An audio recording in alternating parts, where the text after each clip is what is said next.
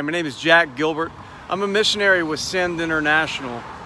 My family and I are missionaries preparing to go to Spain to plant churches that reproduce and to make disciples that make disciples.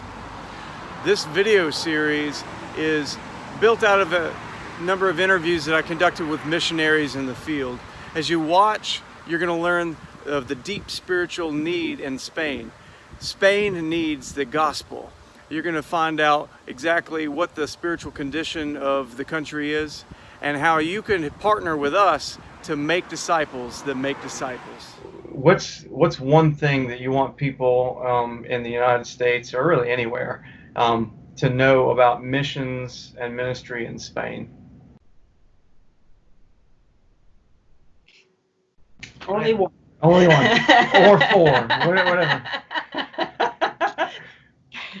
Well, I mean, I think a lot of the things we said could even apply already to that, like Deb talking about the language learning part of it, the loneliness part that she was mentioning, or the support raising part, the situation in Spain. All those things are key things. I think that just missions in general, for people to have the sense, if they're sending someone out, that they have the vision of a battlefield in their minds, that a war. We're sending people to war. When you send someone to war and they get wounded, you're not like shocked. I don't know. It is a tragedy. It's there's all the sadness of it, but you're not like, what? They got wounded. How did this happen? And sometimes that happens with missionaries, because they send them out and they're like, what? You're struggling? What? And missionaries don't want to admit how they're struggling, or how hard it's been for them, or they've fallen into depression, or they're struggling with loneliness. You're on this foreign field. You've got you've left all your friends and family behind. You can't speak the language so you're not making good relationships with nationals, and then the other missionaries, well, they've got all their relationships already that they're pouring into, so they can't possibly fill all your relational needs. And so you've got these missionaries that are just suffering and struggling, and it's like, people are like, well, aren't you spiritual enough? And it's like, well, you sent them to battle. Right. And you should expect, when someone goes to battle, that they're going to be wounded and need care and need prayer and need support and need love. And this is supplies. And supplies. And these things are expected, I think, when you've got a war mindset. When you send somebody off to do a job, and when you send somebody off to, I don't know, just do a task, maybe you don't have those mindsets. But if you're sending somebody to war, and that's what you're praying for, they're the prayer warriors. They're joining you in this battle, and we're going to send you to war. And when you're wounded, we want to hear about it. If that's their expectation, I feel like their prayers you're going to be able to be more honest, and their prayers are going to be more on target, because they're not just going to be praying for these missionaries or pretending like they got no struggles. They're praying for these missionaries as they're getting shot at, and praying against the enemy, and that's what you really need out of it. Yeah. Well, I want to say thank you for joining us and for speaking with us, and for all the people listening. I just want to say that how can they be praying for your ministry now? Well, there's been a lot of things that have been put on hold because of the coronavirus, COVID, all that stuff, and so there's a lot of uncertainty. That's same around the world in ministry right now.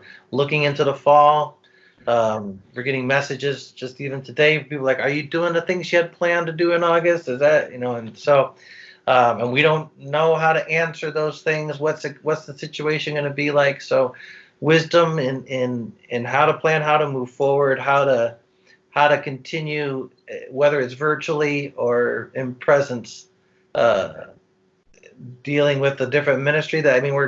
We're looking to train and connect and build up youth ministry around the country, and that can be definitely done on Zoom and on Skype and on all those different platforms. But I think everyone by now will agree with me that talking on Skype is just like real life, just lame, right? I mean, it's real life made lame. it's just not the same as getting together in person. So we can train, we can talk, we can minister to people through Skype, through Zoom, we can, but it's just lamer. That's just the reality of what I think it is. You don't have the same spark and life to it. And so, the wisdom and how to do that, for how long, in what ways. And I would add that that we and all of our missionary partners, and even the missionary partners who aren't here yet, take this incredibly worldwide pause that God has slammed in on us and take it to its full advantage. If he's wanting to fill us deeper with something, that we would stop and listen and take that time. If he's wanting to rake something out of our soul, that we would allow that to be done. If there's something that needs to be pruned in our ministry, in our minds, in our hearts, that we would be open to God doing it and take advantage of this very, very weird time, to not just sit around waiting for it to get back to business as usual, but to say, Lord, you're doing something pretty big on this globe right now. What am I missing, and what do you want to be doing in my heart while we wait, during the little moments of waiting? Yeah. Well, it's our prayer that your ministry would continue. You guys are faithful servants. We appreciate the work that you're doing there, that you would be able to get back to normal, or to the new thing that God is going to do through you guys. And it's our prayer that we be there in person with you, doing it soon. We pray for the same. Yeah. My wife and I would love to talk to you about how you can partner with us in making disciples in Spain. You can contact us at jsgilbert@sin.org. Also, you can learn more by visiting our website, bit.ly/Gilberts in Spain.